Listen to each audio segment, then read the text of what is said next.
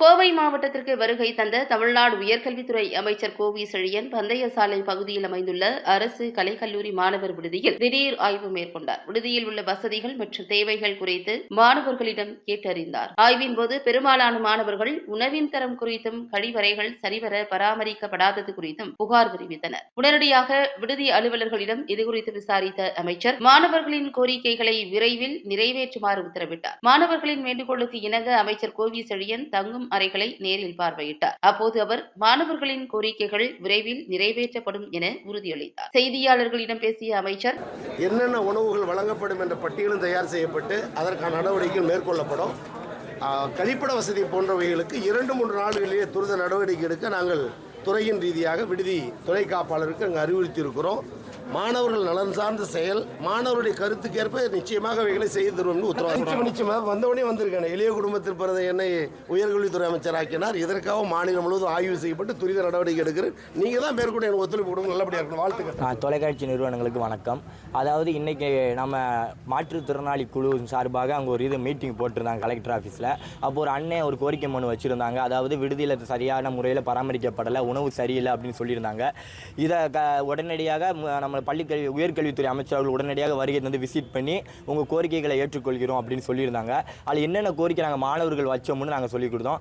அதாவது உணவு சரியில்லை அப்படின்னு அவங்க சொல்லியிருந்தாங்க. எல்லாருமே first year, second year, third year அனைத்து மாணவர்களும் உணவு சரியில்லைன்னு சொல்லியிருந்தோம்.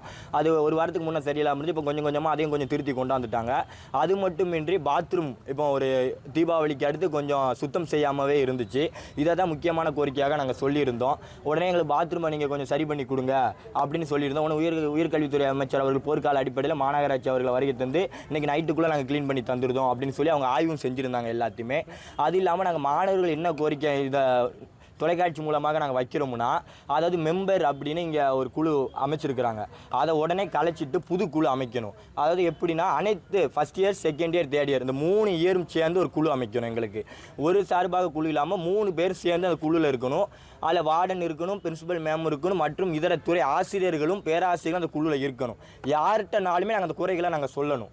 அந்த குறைகளை சொல்கிறது ரகசியமாக காக்கப்படணும். வெளியே மற்ற மாணவர்களுக்கு தெரியக்கூடாது, அந்த மெம்பரில் இருக்கிற மாணவர்களுக்கும் அது தெரியக்கூடாது.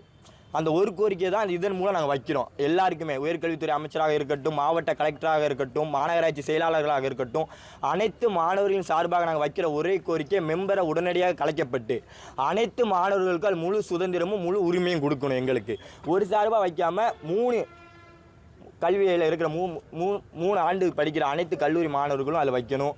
அது மட்டுமின்றி எங்களுக்கு உணவு சரியாக வழங்க வேண்டும். உணவு சரியாக வழங்கிக்கிட்டு இருக்கிறாங்க. சிறு சிறு குறைகள் சொன்னால் ஒரு நோட்டு வச்சுருக்காங்க. அந்த நோட்டில் நாங்கள் எழுதிக்கிட்டு இருக்கிறோம்.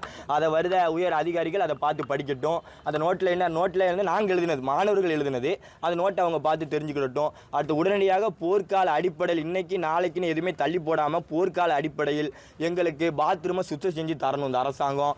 அது மட்டும் இல்லாமல் நீங்கள் கேட்டு பாருங்கள், எங்கள் மேலே நாங்கள் இருக்கிற 2nd ஃப்ளோர் அங்கே வந்து அனைத்து மாணவர்களும் சொரிசிறங்கு இருக்குது. என்ன காரணம்? தண்ணி மேலே இருக்க தொட்டி க்ளீன் பண்ணலை.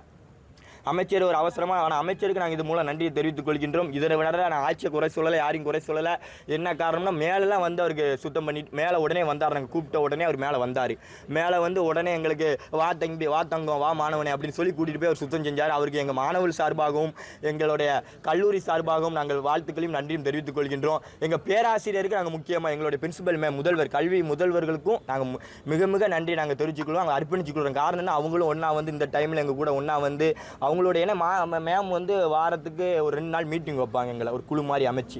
அதில் சொல்லியிருக்கிறோம். சிறு சிறு கோரிக்கைகளை சொன்ன உடனே எடுத்தாங்க. இப்போ ஒரு 20 நாளாகவே இந்த பாத்ரூம் சரியில்லை. அதை மட்டும் இந்த உயர்கல்வித்துறை அமைச்சர் மாநகராட்சி போர்க்கால அடிப்படையில் சுத்தம் செஞ்சுட்டேன். அதாவது எனக்கு தெரிஞ்ச அளவுக்கு 300க்கும் மேற்பட்ட மாணவர்கள் இங்கே இருக்கிறோம். ரூம்ஸ் வந்து ஒரு 46 ரூம் இருக்குது. அதில் ஒரு ரூமுக்கு 8 பேர் இருக்கிறாங்க. அந்த 8 பேருக்கு 6 கட்டில் வழங்கப்படுது. 8 பேர் இருக்கிறோம் ஒரு அறையில், ஆனால் 6 கட்டில் வழங்கப்படுது. இது எப்படின்னா இந்த கல்லூரிக்கு எப்படி கவுன்சிலிங் நடக்குதோ அதே மாதிரி தான் இந்த விடுதிக்கும் கவுன்சிலிங் நடக்குது. 365 கிலோமீட்டருக்கு மேலே கிலோமீட்டர் இருந்தால் மட்டும்தான் அந்த கல்லூரி இந்த விடுதியில் சீட் கிடைக்கும். அதில் மெயின்டெனன்ஸ் செலவுன்னு ஒரு 10,000 வாங்குறாங்க. மெயின்டெனன்ஸ், அதாவது இதை நம்ம பராமரிப்பதற்காக 10,000 ரூபாய் வாங்கப்படுகிறது ஒரு மாணவருக்கு. அது மட்டும் இல்லாமல் தலா 90 ரூபாய் வச்சு ஒரு நாளைக்கு 90 ரூபா வச்சு மாணவருக்கு வழங்கப்படுது. மிஸ்ஸை மாற்றுங்கன்னு சொல்கிறாங்க. சாப்பாடு சரியில்லை, அது உண்மை தான். சாப்பாடு சரியில்லை, கொஞ்ச நாளாக சரியில்லை. நாங்கள் சொன்னோம், நோட்டில் எழுதினோம், மனு கொடுத்தோம், எல்லாமே செஞ்சோம். கொஞ்சம் கொஞ்சமாக ஒரு வாரமாக நல்லா இருக்கு என் பார்வைக்கு. மாணவர்கள் பார்வையிட்டு கேட்டு பாருங்கள். என்னுடைய என் சுவை மட்டும் இல்லை, எல்லா மாணவனையும் தெரிஞ்சுக்கிடணும். ஆனால் இவங்க மிஸ்ஸை மாற்றுங்கன்னு சொல்கிறாங்க. அப்போ அடுத்த வருடம் மிஸ் புது கான்ட்ராக்டரும் அப்படி தானே இருப்பாங்க. அப்போ யார் அதை சரி செய்யணும்? இங்கே இருக்கிற அதிகாரிகளும் இங்கே இருக்கிற அதுக்கு பொறுப்பு ஆசிரியர்களும் அதை சரி செய்யணும். அவங்க தானே அதை சரிப்படுத்தி கொண்டாடணும். ஆனால் அதை இங்கே பேச யாருமே இல்லை. எந்த அளவுக்கு சப்போர்ட் பண்ணுறாருன்னா, நாங்கள் சாப்பாடு சரியில்லை ஆரம்பத்தில் சொன்னோம், எந்த நடவடிக்கையுமே எடுக்கலை. இப்போ என்னன்னு தெரியல, மிஸ்ஸை மாற்றுவோம் சொல்கிறோம். அது எதுக்கும் எங்களுக்கும் தெரியலை. முதல்ல நாங்கள் சொல்லியிருந்தோம் சாப்பாடு சரியில்லைன்னு, எந்த நடவடிக்கையுமே எடுக்கலை. இப்போ புது மிஸ்ஸை கொண்டாடுறேன், புது சாப்பாடு உள்ள வரும், அது என்ன காரணம் தெரில. அதுவும் இல்லாமல் பாத்ரூம் சரியில்லை. நீங்கள் மேலே போய் உடனே இந்த தொலைக்காட்சி, நேர்மையான தொலைக்காட்சிக்கு நான் ஒரு சின்ன கோரிக்கை வைக்கிறேன், ஒரு மாஸ்கையாவது நீங்கள் போட்டுக்கிட்டு மேலே போய் பார்த்துருங்க.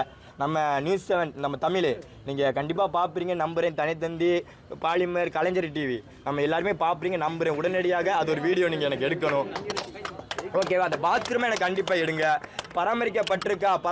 பராமரிப்புங்கிறாங்க. உங்களுக்கு தெரிஞ்ச அளவுக்கு பராமரிக்கப்பட்டிருக்கா? உங்கள் மனசாட்சிக்கு பாருங்கள். உடனடியாக பாத்ரூமை போய் பாருங்கள். எந்தெந்த மாணவருக்கு எந்தெந்த நோய் இருக்குன்னு தனிப்பட்ட முறையில் விசாரிங்க. எல்லாருக்குமே சிறங்கு இருக்குது. உண்மை ஹாஸ்டல் சரியான விதிமுறைப்படி நடக்கு, அதில் எந்த மாற்று கருத்தும் இல்லை. பாதுகாப்பு மிக சிறப்பான முறையில் இருக்குது.